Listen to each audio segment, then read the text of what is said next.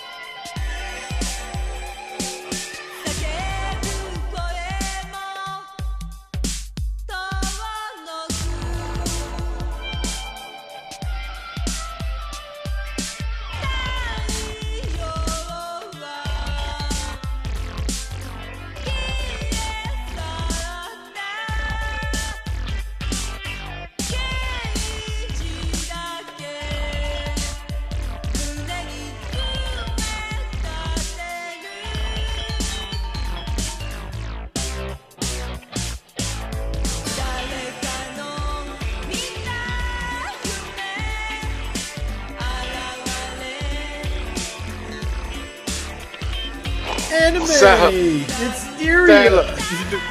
Hey, oh, it's kid. not just, but it's not just any. It's not just any anime, and it's not just any area. We are talking about the. Hey, CJ, do you guys remember that summer?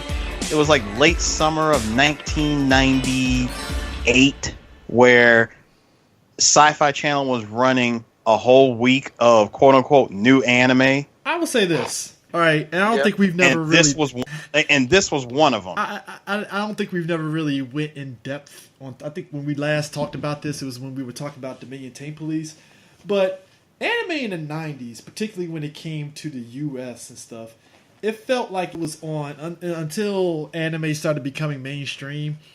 It felt like anime in the early '90s was on two different spectrums. It was either A, fucking edgelord, uber violent, or B, it was on some like lighthearted, pervy, almost kind of stuff. There was never low in between kind of thing and stuff. And, Well, I don't know about that because I think we did get the in between, which was something like this, which was what I like to call space adventure. Yeah, it was just. This was just space adventure. It is a space adventure. This is one of the many animes in the early '90s on the Sci-Fi Channel that was being replayed because it was this. Dominion Tame Police, Gale Force. No. I mean, like CJ, I'm telling you, Iria was not one of the. It wasn't a part of the original lineup of. No, Saturday I ain't saying. anime. I'm not saying original. I was just saying over time, like when it came on and stuff. I ain't saying the original, but I mean, we talked about this before, man. I mean, definitely before, not just in this podcast, but also me and Eris kind of went in depth on it when we did on Wicked City. Yeah. We mentioned that the importance of the Sci-Fi Channel, and even in some respects, and even with some respects, pay-per-view. You know, they did the same thing. I mean, Yeah. come on. So Come on. This thing. This thing was introduced to us by Apollo Smile. yeah. Speaking of which, whatever happened to her? I don't know. I think she's living in New Jersey. She's like a fitness instructor. Whatever. She married. she's doing. No, she quit the business. She married her agent. Yeah. I mean, Hey, fuck. I think she did. now, the thing about this movie is that. Well, hold on. And I think we did. And if we didn't mention anything about Apollo Smile, I will say this: she was the first anime celebrity in America. Of all the voice actors, it was her. And here's the best thing about it: Apollo Smile is not even in the top 50 voices. I mean, first of all, her voice. I mean, her voice work. It's not that. She doesn't have that long. A lot to be desired, also. No, it's not that. It's just that she hasn't done like a lot. I mean, if there's anybody that she is like popular for, it's actually Ula from Space Channel 5. Well, I was about to call her Va Boom. Nah, it's ooh la la. I was really And about yes, to call her Va Boom. Oh, and yes, and shit. how can we forget her? I mean, how can we forget her voice stylings as Karin's son from Voltage Fighter Gal Kaiser, aka Hey Obari, make a hentai. You You know know what's what, Eric, stop bringing up Gold Kaiser, because Gold Kaiser is going to be that next movie that we do, because it just kept on being mentioned. I'm sorry, but Vulture Fighter Gal Kaiser, the one scene that really emphasizes its over the top weirdness, and I know that's saying a lot considering that whole I'm about to fucking say, movie. they're saying a lot. There was a scene where the lead character has to fight a couple that actually fused together to make a bigger Go Kaiser suit. It was Yeah, weird. that's actually a character in the game. Yeah, it was weird, and I remember seeing that like, well, I guess this definitely defines what this movie is. You know what Gold Kaiser was? Gold Kaiser was that. Gold Kaiser always came off to me like that weird made-up fighting game that you see inside of animes. That's what Gold Kaiser was. Oh, you man. mean like the weird made up fighting games that we see at conventions nowadays? Which No. which quietly sit in the dark realms of Steam. And I feel bad because they all feel like derivatives of Fate Stay the Night and Skullgirls. Not even and stuff like that. no. See, you're giving it too much credit. They always feel like derivatives of freaking Twinkle. No, sorry, not Twinkle Star Sprites. Jesus, the one where they always take the freaking chibi anime girls and fight each other. We see this as so many. Arcana Heart. Yeah, Arcana Heart. No, Yeah. no, not Arcane. Again, you're giving it too much credit. I'm talking about the ones that are hella underground. Again, like God, the I one, don't wanna like know. the one that we saw at San What, Diego Moe Comic-Con? Fighter? Yeah, like What, the ones Moe- you saw me play at San Diego Comic Con, like CJ. There's that, but I'm talking about the ones that came out like during the early 2000s, like that 2000, like that 2001 to 2004 type of anime fighters, Jesus, yeah. like them, basically the fake Melty Bloods. Oh man, yeah, Melty Blood. I keep forgetting about that. Super Moe Fighter 5. Yeah, Moe fighters, like those. Now, here's the thing. Iria comes to us from one Tetsuro Amino, and if you're not really familiar with him, he's done stuff like fucking Dirty Pair, City Hunter, Macross 7. He still directs to this day. Yeah, to this day, he's still out here directing stuff. He also, funny enough, I didn't know until recently, he did that Starship Troopers OVA. All right. Yeah, which also had the same plot point of Johnny Rico joining the military because of Carmen and stuff. You know what? And you know what? I think when you see the setup, not even the setup, but when you see the world that is made around area in this, it is almost. I always liked anime that try to do this. They try to put it on a distant planet to make it so foreign from Earth, but. So, something you can be familiar with, but it's foreign. You know what I mean? Yeah. You can tell that it's on a different world, that everything goes by different rules and all the rest of that. Only thing that they share the same is relationships and skin color for some strange reason. I still have a problem with that. Always had this idea that if you live on a different planet, you don't go by the rules of brown skin, light-skinned people, and white. I always felt like it's got to be something else. Like when I see like a blue person come off a planet, good, because its atmosphere is different. Good. This is different. All the rest of that, I feel that. And then you get people like Bob, which I'm like, so Bob, what's your race? I can't tell. Man, yo, man, so Arab niggas, so undiscriminated Arab / Asian niggas still exist. Fuji Curl's the only one that I can legit say, oh, Clearly he's Japanese. Clearly Japanese. Actually, half the people on this planet is Japanese. That's very progressive, Japan. Again, except for Bob, because Bob wants to be different. It's dumb. Bob, you know what? gun. Full disclosure for D. Full disclosure for D, and I think Eris will agree with me. Well, I don't know if he'll agree with me, because it's a little bit different. Iria, for me, no bullshit, was one of my first waifus, man. I'm not even. Can I say that? No. I'm not. No, I'm not disagreeing with you. I'm trying to say if she was the first for me. No, first for me was it was still Aiko and Biko from Project Aiko, and seeing and I'm not talking about the first one. I'm talking about the very first one I saw of them was their OVA. Was it Gray Side, Blue Side versus? Meanwhile, I'm the only one putting some respect on Makoto Kusanagi from Ghost in the Shell. But yeah. Look, real talk. Me and Eris didn't like her until we saw that big ass in what is it, Ghost in the Shell, the first run of Ghost in the Shell, the first season, where it was like the first episode, and then the Tachikoma opened up, and all you saw was like ass and camel toe, and all of a sudden me and Eris have been thirsting over her since then. Yeah. Yo.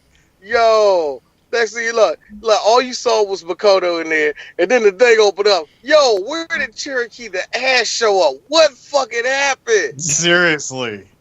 There's Jeez, like man. I want to know. I really want to meet I really want to meet the animator who had that much fun drawing Motoko like that. Like, I feel like Tomohiro, you're fired. I got my nut off though.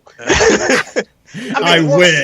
No, because there's so many shots. There were so many shots during that run of Ghost in the Shell, and it's even worse than Second Gig, where it's worse than Second Gig. Where they show her, and I'm like, for the love of God, put on a shirt. But it's kind of funny, even with Ghost in the Shell, both seasons of Ghost in the Shell, she still successfully keeps her top on. I actually commend that. But when I said it to Angie said, okay, D, two things. Number one, she's a fucking android. All of that is plastic. I'm like, okay, D. Number two, she's already half naked. Would nipples really enhance everything? And I was like this, see, you're not a man. So you don't understand. Also, you have to hit Angie with in 3. I ain't had no plastic robot call me a nigga, so by default, it wins. You gotta go all the way, Tyrese. So if you just sit over there and just be like, stop being a female and making female noises.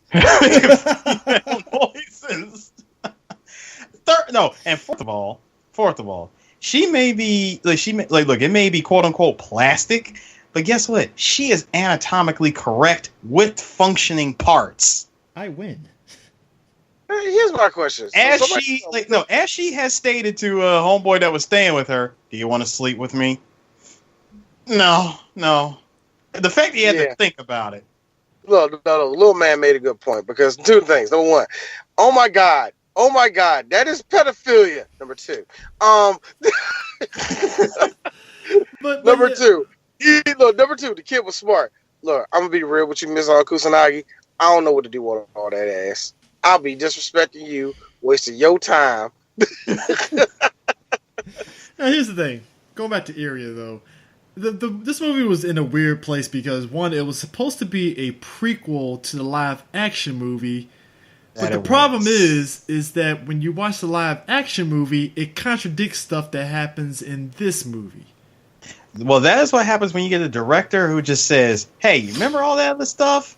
Throw it out the window. But then when you watch Zeiram 2 feels like more of a sequel to Iria the Animation than the actual live-action movie. And that's when the director says, okay, I was having my fun, now I'm going to take this super serial. Yeah, it's very confusing because you're like, but no, you can't. No. So anyways, the thing about Iria is 6 episodes. They go by very quick. But quick. Very quick. And the thing of it is, because like I said, coming off of, Gundam War in a Pocket, where the 6 episodes, they don't, at least to me, they never felt like they went by quick. This goes by because it had the reason why. I'm sorry to cut y'all, but the reason why is very simple, Chris. Because they had plot that could fill up all that time, and you had to sit and explain it. Iria. I swear to God, this anime was made for you to be doing housework in it, and you just turn it up loud. I ain't gonna lie, man. Look, this movie came. There's a lot of this movie you can check out on and not miss a goddamn thing. They released this bad boy. Discotech Media released it in '94. I'm not Well, even. no, Discotech, Discotech. Discotech owns the rights to it now. If I'm not Ah. mistaken, Iria was part of. Was Iria part of Central Park? Yes, it was. Okay, Central Park. My bad. No, it wasn't. No, it wasn't. It was. Hold on, what? It was part of it. Never mind. Yeah. Yeah. So, No. I'm just saying that Discotech actually recently put it. I don't want to say recently, but they did put out a copy of this on DVD. yeah, my Which bad. which we have to say, for everybody that's into anime, Discotech saved a lot of anime. Oh, they're doing Outside a lot of- of work, man. There's Funimation, there's so much because here's the anime. thing. Mhm. I was gonna say Discotech picked up so much anime that Funimation felt they couldn't be bothered to touch. Well, I mean, Yeah, because also too, Funimation's, because you got to think about it. Funimation had an influx of taking other people's libraries and adding to their own, and every other anime that fell to the wayside, either A, they felt as though, like you said, there's no need of them picking it up, or B, whatever stupid reason why they never got the rights to it. Just oddly enough, they never did. Maybe they were too focused on getting this anime instead of getting that one property. You know how that goes. I mean, right? Discotech, they literally went back. They gave us because they put out. They got the They gave us Samurai Pizza Cats, the Fist of the North Star series, Vampire Hunter D, Venus Wars, Lupin the Third, Getter Robo, Tekken and Blade 2, which I was fucking giddy as shit over. The Professional Go-Go 13 movies. They've been on the roll. Fatal Fury 2, the Fatal Fury movies too. Yeah, they pretty much have all of Fatal Fury. Yeah, And you gotta think about it. This is just not all the anime that fell through from G Neon and Viz and even some of Bandai. oh, and Blackjack You have too. to realize that like a lot of that shit trickles through, and the reason why Funimation didn't get a lot of them because getting the rights Be a to monopoly. these things are not cheap. That's what I'm saying. Getting the rights to these anime aren't fucking cheap, motherfucker. They're really not. I mean, look. I went nuts when I found out that Discotech got the fucking Ronin Warriors. Fucking show. Both I was- of them. Yeah. That's why I say shout outs to Discotech because they are, they pick up the slack to be that other party that is still doing anime in America. It's just like, so what is it? It's just Funimation, Viz, and who else? Shit. Yeah. Does See? Media Blaster still own them? Oh God, no. No, wait, Media Actually, Blaster's gone. I was gonna say Media Blasters are gone. I don't even know who even have the rights to their shit anymore. So it's I think- Viz. Who was it? Viz, Funimation, and I forgot who else, man. But yeah, I want to say Aniplex, but I thought Aniplex was not a part of I thought they were a part of Funimation or something like that, or they were like a partner of them or something. Either way, it's not. Either way, in 2018, there's not that many companies left. Yeah, I know. Right now, I think after Bandai America went out, you had other companies picking up the stuff because I think Right Stuff jumped into the fold, started putting out a lot of DVDs and stuff. Because I think They did. Yeah, because Sunrise actually, because it used to be Bandai America was putting out a lot of the Gundam stuff. And then I come to find out, apparently Sunrise, they're still existing in America. And there was like, well, if we can find somebody that can actually distribute these DVDs, we can still keep churning these DVDs out. And sure as shit, they found Right Stuff to put it out. And I was like, oh, okay then. This is cool. So it's always good to see those kind of companies be able to swoop in and get these kind of movies out. Like, it shocked me that Discotech got the fucking Galaxy Express movies. Yeah, And and I thought considering how Funimation popular. had- And funny thing is, Galaxy Express is like still really popular. Yeah. And I thought not Funimation. I thought, but again, when I think about it, Viz did lose a bunch of licenses to a bunch of anime they did once have on hold of, man. Mm-hmm. So yeah. Same with Project Echo. That was another one. So yeah, they definitely been hitting it. But with Iria though, it's a lot of padding.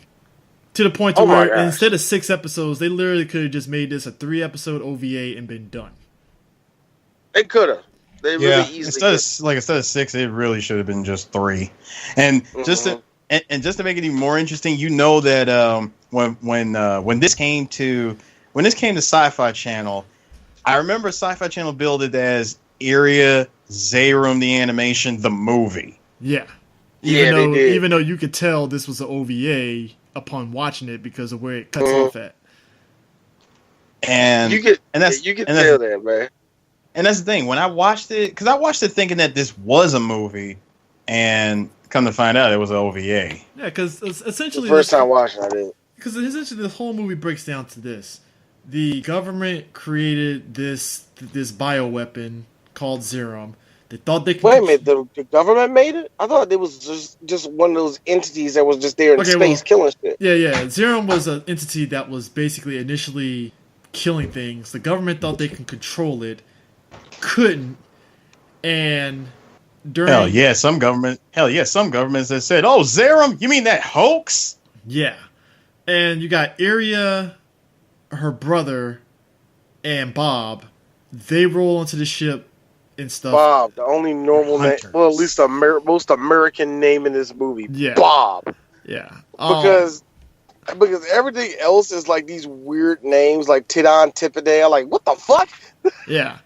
Iria, Glenn, and Bob. Glenn is Iria's brother. I'm putting in quotes here. He's kind of like an older sibling to her. Essentially, he's like a hunter. Him and Bob, they work together and stuff. Yeah, they're both bounty hunters. I guess they really are. Yeah, they're both bounty hunters. And their boy. She's a rookie. Yeah, she's a rookie. She runs amok of Fujikuro. They end up kind of having a very buddy cop kind of collaboration later on during the OVA. Part of me is like, I like it seems like their relationship is more like wait a minute, you sold me out, bitch. You really realize we're not friends. We just associate. This is anime 48 hours. Fujikuro punches fucking Iria and says, "We're not bunnies. We're not buddies, pal." Shit like that. There you go again. Mention it 48 hours again. It's been a while, Chris. Hey, I mean, I'm just saying, Fujikuro is the fucking what's his face? Don't you dare say Murtaugh or Red. No. I'm saying he's Nick Nolte. Oh yeah, I don't know why I said Red or whatever. Yeah, gotcha. Yeah, he's the Nick Nolte. He isn't there to be friends with Iria. He's there to take her bounty and get paid, because the brother got to get paid somehow with a flying fucking bicycle like he's Rita Repulsa. That was always great. Yo, why you gonna go on my man's flying? Where was the propulsion coming from? Pedal power, dog. Come on now. He wasn't pedaling. He had pedals on there that somehow managed to make. I don't know. I'm just gonna call it future technology. D. Everything in this movie. Future tech. Future technology. D. That's what happened. Everything in this movie was, like I said, I agree with it. I agree with the design. Make it look like I said, something that you never seen on Earth, to make it its own world, man. I always like that shit. Yeah. I miss that effort in anime, but I know at the same time it's underappreciated. And it was just the art style at the time. Because I could look at how the background of that looks like, and then look at Street Fighter 2000 whatever on the Nintendo, and say, y'all kind of did come from the same thing. This little punkish type, this cyberpunkish type of world. You know what I mean? Yeah. Yeah. I mean, that's and speaking of other stuff that was really, really good, that's that opening theme song. I mean, look, it's not beating out the Tank Police theme song by any stretch. It doesn't. It does for me. No, really? CJ, you have to put some respect on that song. That song is freaking amazing. It gets right to the point in less than a minute. I'm sorry, but it doesn't beat Tank Police. I'm just saying. I mean, Tank Police is a really good song, though. It's you know what? No, you know what? Sum it up like this: anime in the '90s had amazing theme songs. I'm sorry, it sounded like, if I had to really nail Iria's music, it sounded like some early Giorgio Moroder music that you will see on Red Shoe Diaries. So I can understand. I understand. And look, and I am totally okay with that. I'm just saying, nigga. I'm just saying, under a lesser director, it would have been Iria stripping down to her fucking bra and panties to that music in the intro. And you know what? And CJ does make a point. He does make a really good point, because when you listen to that style of music, it's like, you hear a kick snare come in, and I'm like, yeah, it's 90s. Like, Iria should be taking a shower to this instead of this being her theme song, but fuck it, it's her theme song, and I love it. I feel like I should be. How you like to How you like to synthesize a 808 bass that he uses, man? That shit I'm is just hot. saying. right? I'm saying. I listen to it. I feel like I should be in a hole in the wall strip joint in the '90s somewhere in Fuck you. Baltimore. Nah, man. This sounds like that one. It sounds like that one Freddie Jackson song that he didn't want, so he gave it to Pebbles, and Pebbles didn't use it. Oh man. So yeah, Man. it's, I think I like. Look, dude, I love it, man. I love it. I'm with you. I'm with you, Sue. yeah. I mean, but I understand. I understand it. I mean, hopefully, D, if you're smart, you put that as the intro for this, so people can realize the catchy beats of it. Excuse my fucking French. Did you just fucking threaten me, nigga? Yes, I did threaten you. Can I also say for the record that I think out of all the conventions I went to, it might have been a really early Cats. It might have been like CatsCon 2004 or something. It was just one of the earlier conventions I went to. I saw an Iria cosplayer. See, I thought it was one of the conventions in 2000 that me and you went to, Sue, that we saw that. And I think it might have been that one. I just remember Either 2000 or 2001. One of those two, we saw that. It was probably two. It had been no. I went to the one in '99. I went to the one in '99 by accident because the school had some sort of field trip to Baltimore, and Mary was the one that found out that there was a convention going down in Baltimore at that same time, and we all went there.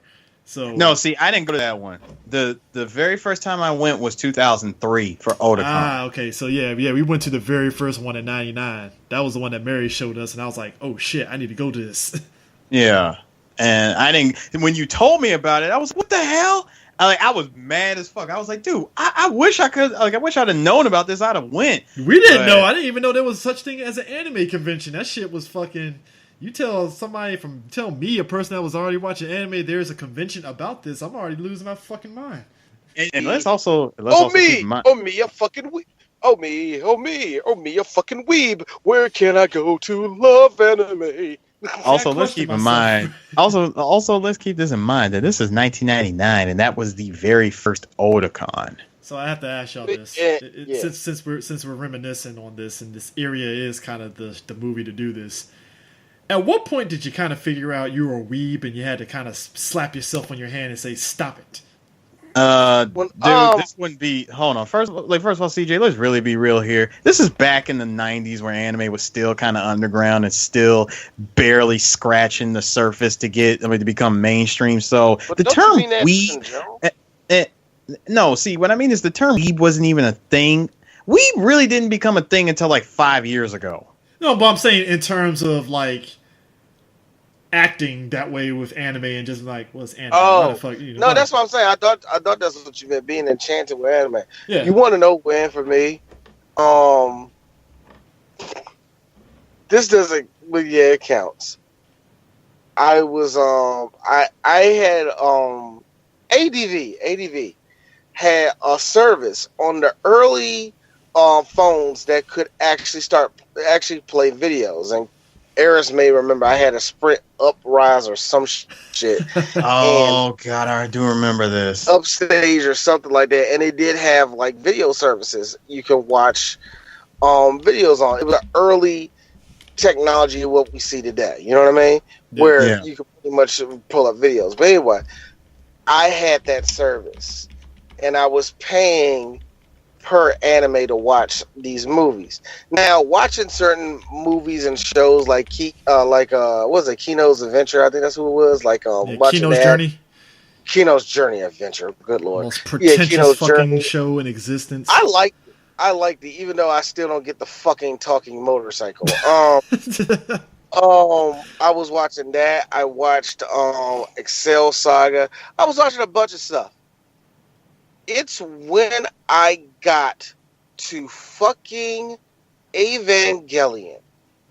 That's when I told myself, and I didn't like Evangelion. Let me make it very clear. I don't like the anime.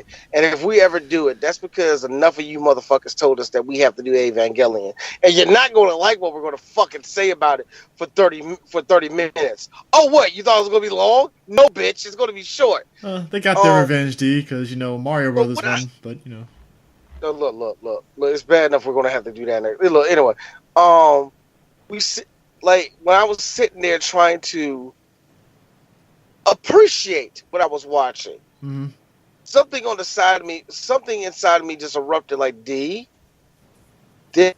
this is pretentious. Stop. There's nothing in this anime for you to draw from. You know what you are, right? What? You are what you always feared. No, I'm not. D, I got a question. Yes. Is Full Metal Alchemist the greatest thing you ever seen? Oh, yeah. Okay. You are what you always hated. What? A Japanophile. Yep. No, I'm not. That's not true. D, I got a question. What does baka mean? It means fool. See? Wait a minute. Everybody knows that. Okay. No, see, I gotta draw the line here. No. And I really got D. I really gotta draw the line here on this. The fact that you like anime, to whatever degree is one thing. Becoming a Japanophile honestly has nothing. It doesn't have 100%. No. Let me hold on. Let me get this out. I was nowhere close to it by the textbook.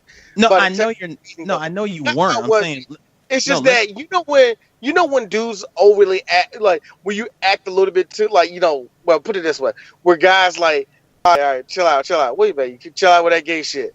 God, you're right. It's kind of homo. Let me calm down. Let's calm down. No, D. What I'm talking about is like again, I'm not putting you in this category. What I'm saying is people that put people in this particular category by saying you're a Japanophile because you like anime, but you love anime so much, aka you think XYZ anime is like the greatest thing you've ever seen, period. Where you become a Japanophile is when you completely denounce your country and you act like this fucking island that I happen to be on is the greatest thing on earth. And I can't tell you how many times I get people that, hell, even some listeners of ours or people on Twitter that hit me up and they ask me about this place. And I tell them straight up, whatever you think it is from watching anime or any form of media, it ain't it. Run. Just, if you're coming here with that thought process, get it out of your mind. Yeah. Yeah, seriously, that is because I learned that shit the hard way when I came here. And the thing is, I didn't come at it with that type of a mind. The mindset I had was, I'm gonna come here and I'll be able to see everything first. Yeah, yeah. I think everybody do have a weed point where you actually stop. Look, actually, it's not even so. I think when people get out that mode, that's when it's time for you to grow as an anime fan. You know what I mean? Oh no, I can tell you my weeb mode. My weeb mode was me trying to get every goddamn wall scroll that I can find. That was mine. And I think what happens because Aaron still, and I think it happens because Aaron still do it. You guilt yourself out of watching certain anime because it's like it's not 2001 no more. I mean, it's the anime's different. It's not. Well, it's yeah, not, it is. It's nothing like what it used to be. And you know what? And it's not like. And I'm not blaming them. I'm not blaming new fans of people that like anime today. I'm just saying, to me, the time frame that all three of us come from, we come from a time where where you couldn't even find this stuff. None of this stuff was accessible. Yeah. That's why we when we got the anime that we got back then, we appreciated it. Real talk. You appreciated every type of anime that we can get our hands on. Because it was all we had. Yeah, true, but it wasn't like we could sit back and say, "Oh, this sucks. I'm gonna go watch this other anime because I have all this access to all of this anime that exists."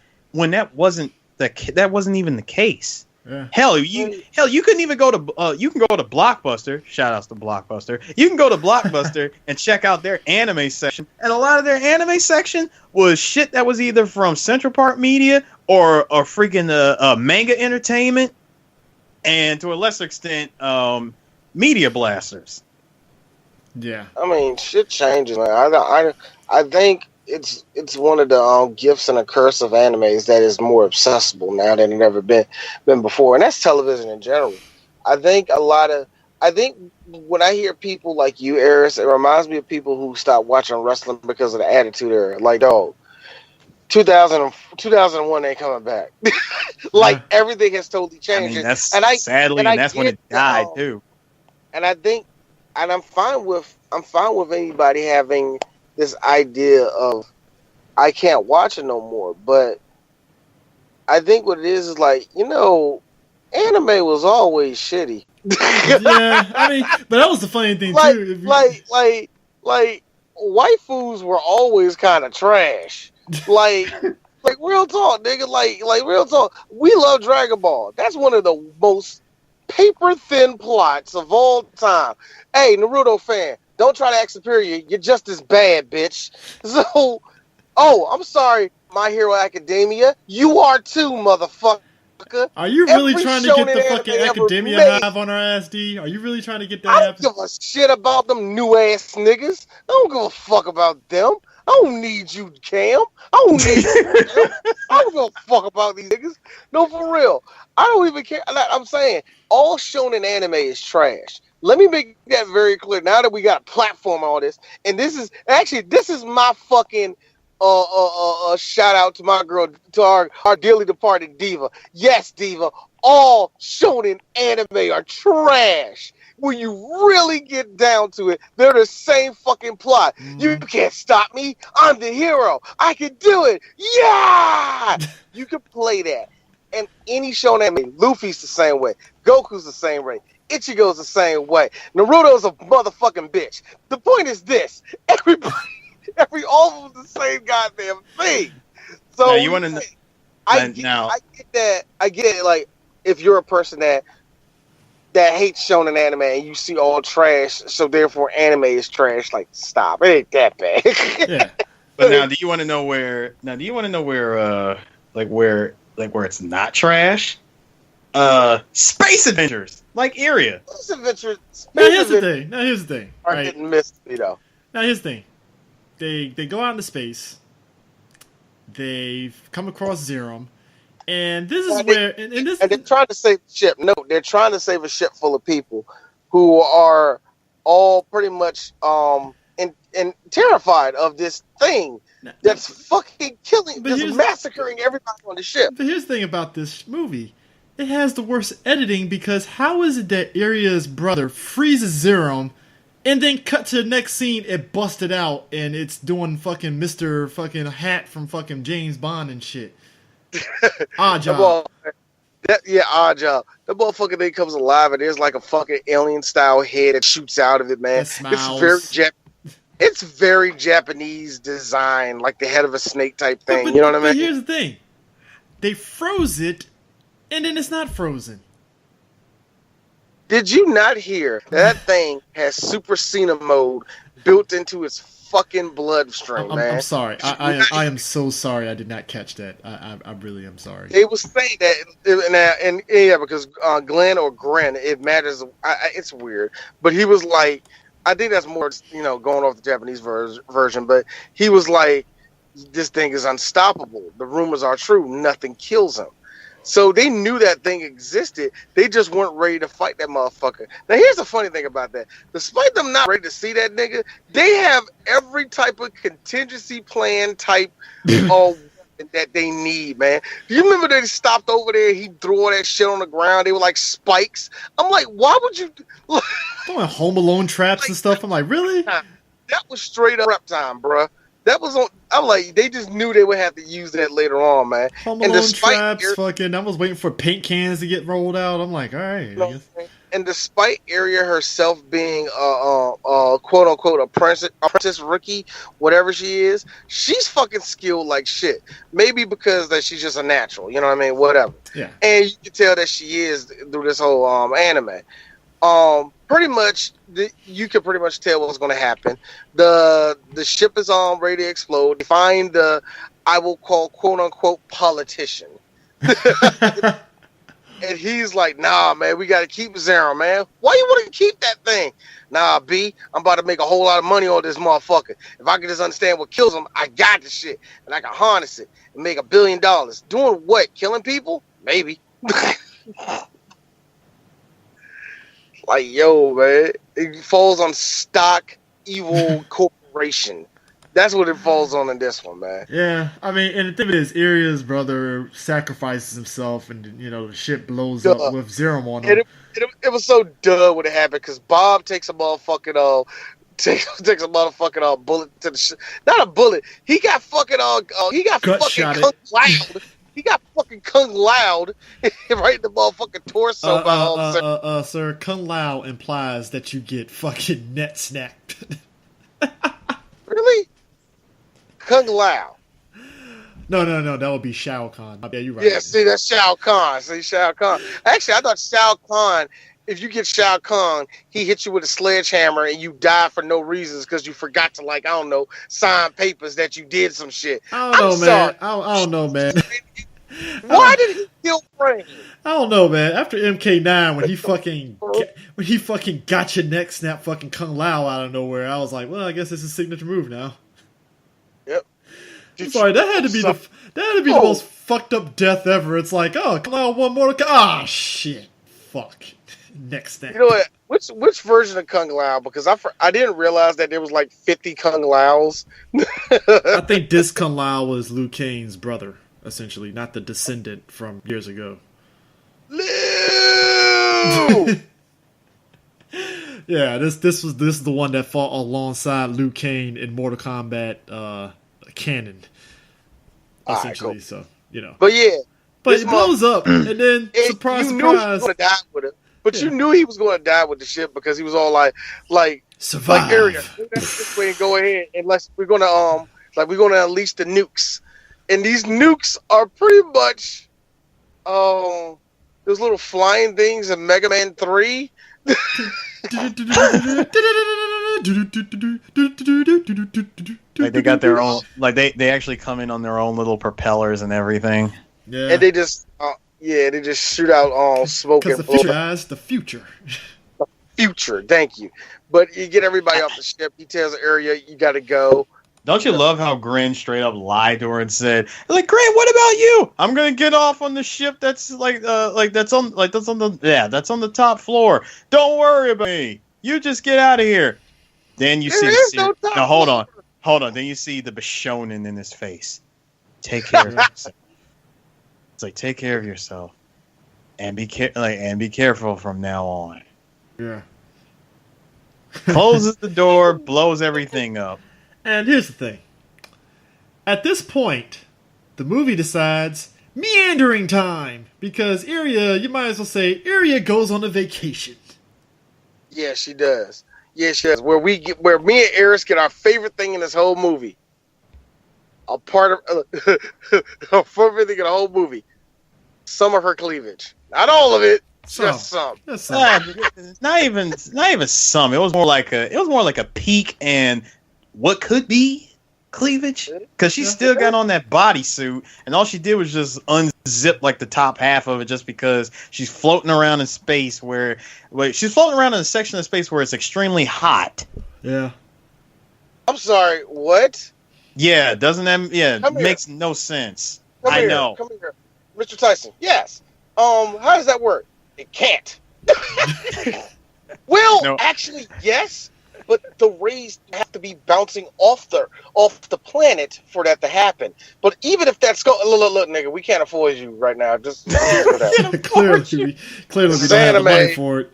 Hey Neil, real talk, my nigga. You could just say it's an anime, and that would have sufficed. Lord, me and Eris took a badass picture with that dude. Anyway, now here's the thing. Iria's on vacation, but this is kind of where it gets interesting in the sense of they added a little subplot, because in the midst of her vacation, there's somebody out here, she runs amok of the secret government organization that found out her and her brother were essentially up there and they know about Zerum, so they're going after Fujikura. And you want to know the name? And you want to know the name of the company? Tadon Tipidae. No, person in the back. That isn't something that Pootie Tang would say. No, that's the name of the fucking company. Japan, y'all. I mean, might as well call them fucking Shadow Moses at this fucking point. I mean, shit. Might as well call them Ram Bam Bam Bam. The Lala Lule Lo. You know what? No. Why did I yell that out one day? Somebody was like, "Nah, who did it, man?" Like someone like, "Who did it? We're gonna find out who did it." The Lala Lule was behind it all. New suit. So, anyways, this company apparently they got so much money they send fucking dozens upon dozens of robots after Fujikuro and Iria and stuff, and they duck and dodge it. And somehow the same company took Bob's body and was like, "Hey, Bob, so we heard you download your brain inside this inside this database. So I guess you don't anime science. Yeah, science. Yo, I like how when she was on the other planet, they basically had she when she got to the other planet, right? She ran she not run amok, not so much as the local government. Runs afoul. She runs afoul with the local orphans, who you could pretty much say, my god, they're orphans. They're classic orphans. The one orphan named Kay. The one orphan named Kay does exactly what you think was going to happen.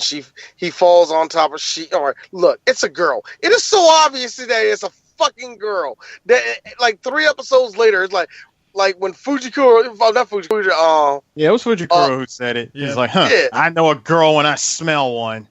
All of a sudden, here's Bob. What? A girl? Yes, I am a girl. Here's me. No shit. Right. See, this isn't like Pitch Black, where it's like, okay, maybe you might. They had to use the grossest way of saying.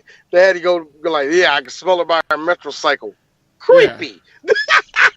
Yeah, this is just like shit. Like, okay, so clearly we have to see her doing stupid stuff like touching Iria's boobs because. Fuck it. No, that was the good. No, actually, that wasn't. You knew that the whole boo play thing was going to come into effect. First of all, when they tried to get that diversion by using those little furry things, those little furry animals on strings and shit, one of them was just quite literally having a field day rummaging in between her tits, and I'm like, that wasn't in the Sci-Fi Channel.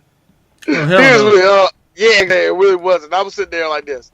I was saying like this. Hey, Gerald, I bet that was fun. No, it wasn't. I'm actually a gay man. I do not appreciate. Time out, though. Time out. For those who don't know, Sci-Fi actually used to show uncut versions of stuff. Did they ever show uncut version of Iria? Bullshit. No, I never did. I can't. You know what, D? I'm sorry. You know what, CJ? I guarantee you this. I'm willing to bet that it was not during the 90s. Okay. It probably wasn't, because I think the reason why is because the closest one that came close to that was an anime that Angie and her best friend Tiffany told me about called Descendants of Darkness. That did kind of run uncut. There was a lot of there was a lot of what you call tongue-in-cheek homosexual jokes and a lot of, I wouldn't say ass play, but not even hard cussing. You know what I mean? Yeah.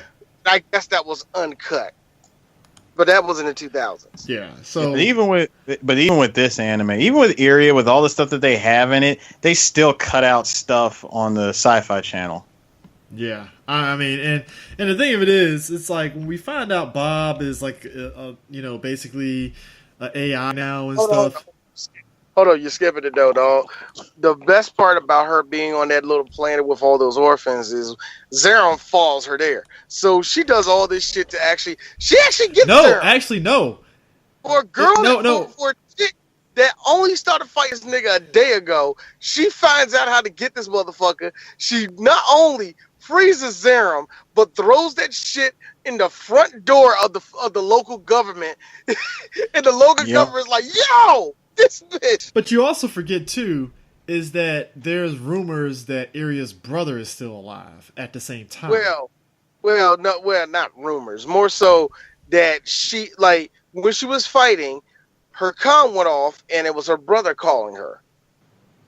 And let me tell you something about this. That goes absolutely nowhere. Because you find out that, wait a minute, this is my brother's. Then who called me? Do we get any resolution of that? No. Instead, what we find out about what 4 episodes in that the Zeiram that's been after her shows up as Grin, her brother. Yeah. Basically, what happens is, and you learn it as the anime goes, is that Zeiram can fucking super boo motherfucker. Is fucking Majin Buu.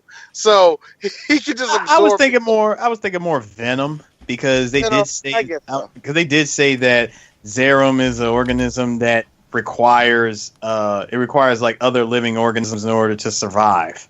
Yeah, it needs a host body. Yeah, it needs bodies to assimilate itself. And her brother basically got. But just for anybody out there that's a fan of Grin, who was in the first episode for all of 5 minutes, they said, however, they don't have to kill the host in order to make clones of them. In case you can't tell from this council meeting, we're making up lore about Zeiram as we're going along. Yeah.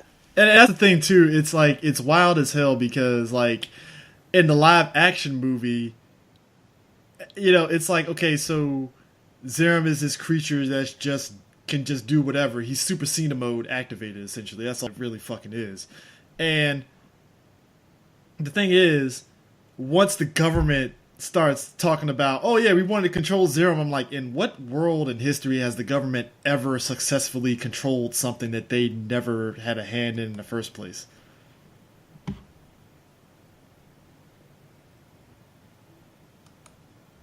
So what happened? Oh, I don't know. Yeah, but I just don't understand the logic of the government because it's like clearly they don't have a handle on Zeiram, especially when they're throwing everything in the kitchen sink at Zeiram too. Yeah, like I said, you got one side of the government that tries to throw everything they can at Zeiram, and then you got the other side that doesn't even believe it exists. Yeah, which doesn't make sense because how are you going to sit there and say it doesn't exist and it's like right there? That exactly. The logic of it is just baffling. Especially when they say, "Oh, please, Zeiram was a hoax. We've never had a Zeiram attack on this planet in many, many years." It's fitting to be a breeze. It's like, nope. I'm like, you just have other governments that told you that they had attacks from Zeiram, and Zeiram has found its way here. And speaking of Iria doing her thing, did you like how the writing pretty much goes up its own ass when everyone under the sun tells her? I like how you said up your own ass. That's perfect. Sorry. It really does because first of all, Iria wants to do X, Y, and Z. She's constantly being told by your boy Fujikura, aka I am man. I mean, no, and the reason I'm the man that's supposed to tell you that you're not good enough as a woman to do it. I mean, seriously, holy shit, dude, his character. I mean, you can make his character today, but boy, if that anime came out today. I don't know. I think you still get him the way he is, man. But no, like I said, you can make his character. No. No. What I mean is, you can make his character, but I'm saying that line of dialogue that was exchanged between the two of them, boy, Kotaku would have had a field day with that shit. So anyway, is it problematic to talk to women this way in anime? Tune in next time for Kotaku. So next time for Kotaku asks all the damn questions that nobody fucking asked. Now what I mean by the writing goes up its own ass is when Iria gets cock blocked at every step of the way of her trying to do something like her brother, and everyone tells her, "No, you can't do that. That's only for official hunters only." Blah blah blah blah blah. They might as well just say, "You have boobs. We don't trust you." And then hold on. Working vagina. We do not accept any of that mess. No, hold on. They do all of that right, but then they turn around and let her do pretty much the exact same thing that she was going to do. And then here's where I go, wait a minute. Didn't you just tell her that she couldn't do it, but you're letting her do this? She's an independent woman. No, it wasn't even that. It's the fact that it's the same guy who told her no. He let her go do something that was just as similar. I'm like, Fujikura, didn't you not just say that she couldn't do this? Yeah. Area. Again, I'm like anime. again. I'm sorry, anime writing. You're hurting my head. Please stop.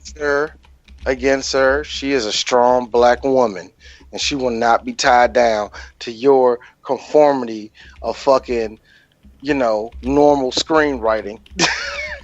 She don't need no man. She don't need one. Yo, man, they did kind of make everything, like you said, exclusive. I mean, not exclusive, just easy for her to get through. Just. I actually laugh more at the fact that Zeiram goes from unstoppable to level 2 boss. You know what I mean? Dude, it got killed by the fucking sun. Yeah. So much for freezing Now, them, here's the right? thing, in the live... Well, you know what? Actually, in that instance, do you remember Chronicles of Riddick when they was on that planet where the whole surface becomes like fucking lava and all that shit? That was that desert. That desert pretty much gets extremely hot and he burns to death. Now, here's the thing. I could believe that as a thing, but if I'm sticking in lore, doesn't that contradict the movie? Well, I mean, it contradicts the fact that in the live action one, all she did was fucking put 2 bullets in fucking Zeiram's damn snake head, and that was it. Ah, yes. Weird. Like every time Zeiram reared its snake head, here's me. I'm not trying to copy Alien. We don't want to get sued. But to be fair, though, I did like the sequel where, again, it was a logical sequel to this show. Apparently, Zeiram is like half cybernetic now, and I'm like, oh, okay, that makes sense for it to be unstoppable at that point.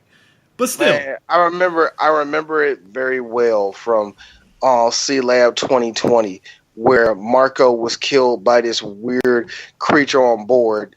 Then he took Marco's golf cart and started driving around. Captain Murphy exclaims, "Ah, damn it! Now the damn thing's got wheels!" oh my god, man! It was just so delicious. But I don't know. It's like I said with Iria, it's weird because she defeats it using the sun, but it's like when you look at the OVA as a whole and you're like, there was so much fluff. It was ridiculous just to get to that point. You know what? But here's the funny thing: of all the stuff they did, I think it cheated itself out of the best thing about it, which was that you got to see real growth out of Iria. Mm-hmm. Every episode, she actually leveled the fuck up. That was the one thing I enjoyed the most about it because, sure, like I said, Zeiram goes from freaking Shao Kahn and Mortal Kombat 2 to Blanca. The first time you fight Blanca in Street Fighter, he's the first person you fight, but. It's amazing how it's amazing how she actually gets to grow and you get to see her get better and smarter and wiser, and it's really a cool thing that I did like about the anime. But at the same time, because Zeiram bounced from unstoppable to all right, put it this way. Was it satisfying in the movie? I've never seen the movie. Was it satisfying to see Zeiram get dropped by 2 gunshots?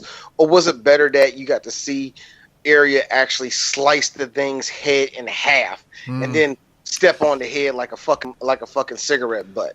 Which was more satisfying to you, Chris? That's pretty much because 2 bullets winning still could be just as satifying, even though it seems kind of. I would say the 2 bullets just because it felt like those 2 bullets really did something. Because like it came from the heart. Yeah, like the anime when she shoots the gun at Zeiram, it just seems like Zeiram just shrugs the shit off like it's just like, what was that? Was that a pinch? Was it? So when you see it in live action, it seems like there's a little bit more impact with it. That's just me. So. I think it was just like you just say, it's more live action. I did like the fact that she did just slice that junk in half, and just like when she did, it was like good. Very good. But here's what makes it even worse. Before that episode, before she even got that motherfucker to the desert, she realized. I mean, she was like in a freaking coma like 3 days. I hate how anime does that. Like people pass out and they go to sleep for like 3 days and wake up. Like only in anime people just just stay asleep for 4 straight days. I remember in Castle of Cagliostro, Lupin was out for like a half a week and shit, and I was like, how? Like, I was like, yo, all he did was, I'm like, how was he out? Like, with no medical equipment, he survived a week. but it matters on, it matters on who you are when it comes to, I'm sorry. But anyway, she woke up. It was like 3 days later, and all of a sudden, Zeiram found a way to make clones and shit. And of course, it was like one of the most just like convenient ways. He doesn't even make no strong like parademons and that shit like that, man. They're like very bog standard bats. I mean, once Zeiram starts like doing all this crazy stuff, that at that point I'm just like, all right. But here's the sick part. I think what really pisses you off as a fan is that the army can't do nothing. But Iria pretty much goes LeBron versus KD with this nigga. She actually keeps up with this dude, yeah. Kind of reminds me of that shit from Black Magic M66 with them fucking robots. The military throws everything at them and it does nothing. I always hated how they, like, I get that you had to make the hero look good, but like Zeiram straight up completely washes the local military.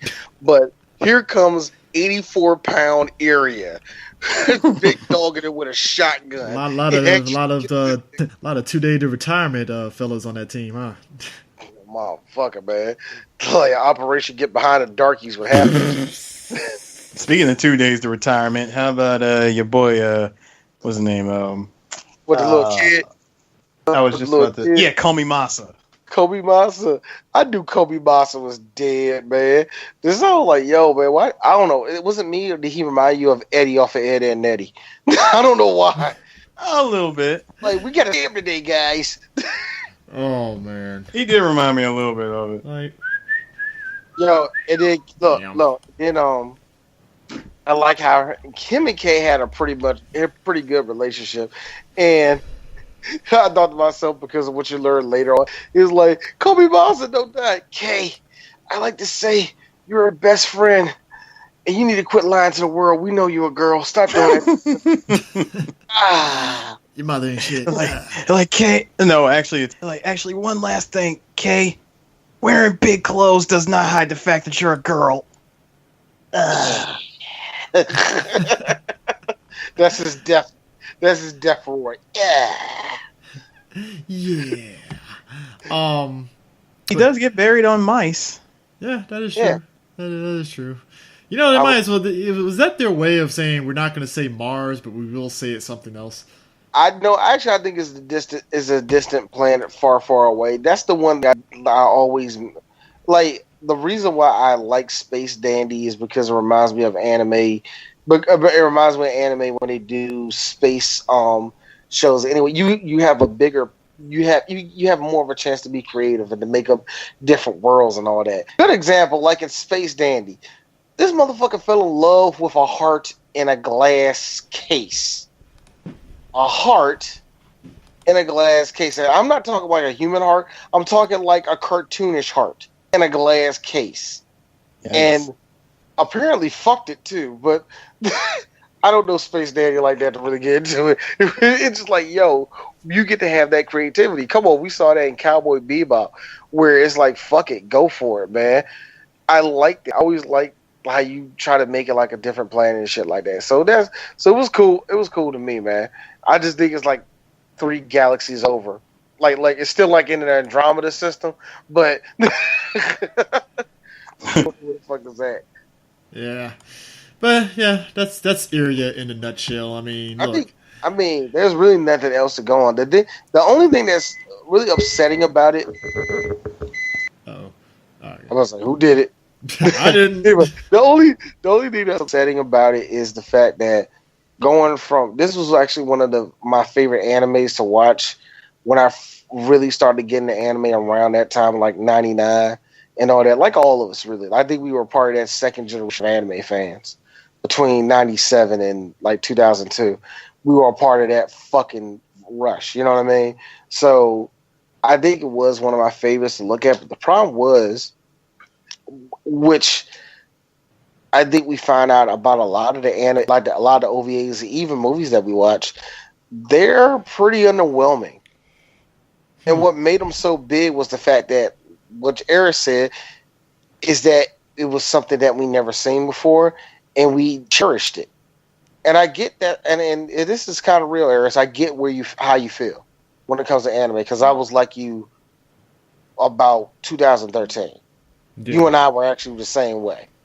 And we both still love the art style. We both still will watch something, but the love wasn't there no more.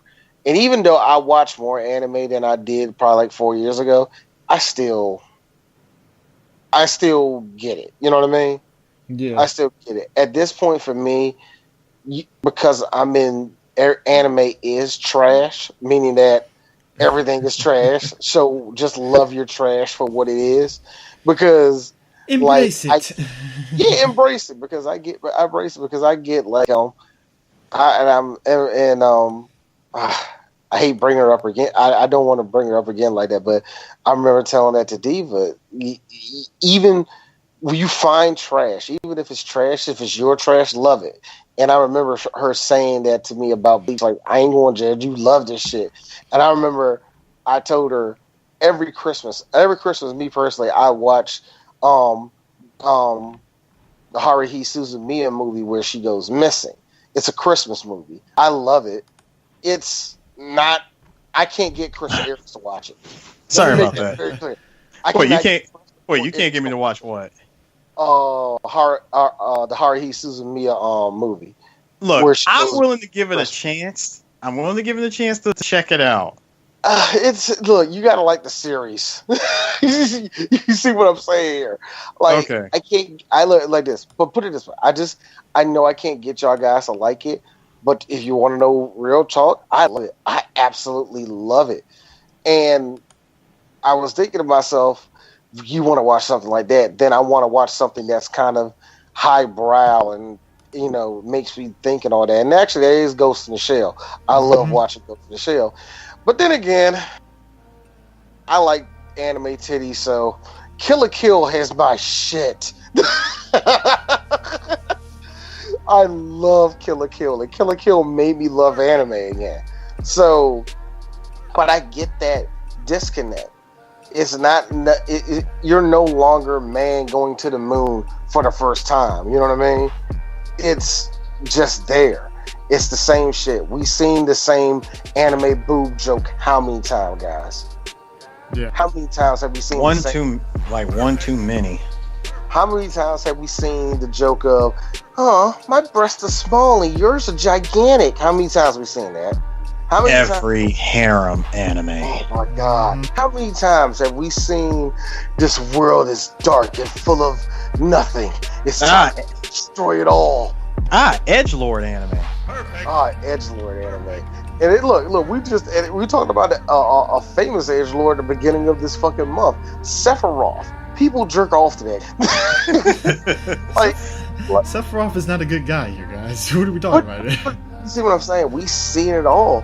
And even when I like, I think a good example of that also was Dragon Ball Super, where Dragon Ball Super had good episodes, but if it went to sleep half a second, people dogged it out. People, oh my goodness, like, yo, so that plot don't make no sense. I'm like, this is Dragon Ball. When has it ever? like to say, look, but then again, like I said, and then again, I want some really, really good action with a different pace. One Punch Man was fucking awesome, and I do have a feeling that the second season is gonna be trash. Don't you dare say that, sir. Ooh, I hope it ain't. Because the only reason I'm saying that is because I was not mad at the second season of Attack on Titan, but I was underwhelmed by it. I still don't know what happened at the very end. Oh, you didn't know? The fucking, real quick, basically, the fucking Beast Titan. Yeah, I seen the guy in the Beast Titan. Oh shit, that reminds me. I need to get back on that freaking Dragon Ball FighterZ beta for the Switch. Oh. It's only gonna be on for like 2 days. But anyways, folks, that's Iria while D fixes his stuff. We'll catch you guys on the flip side. Peace out. Deuces.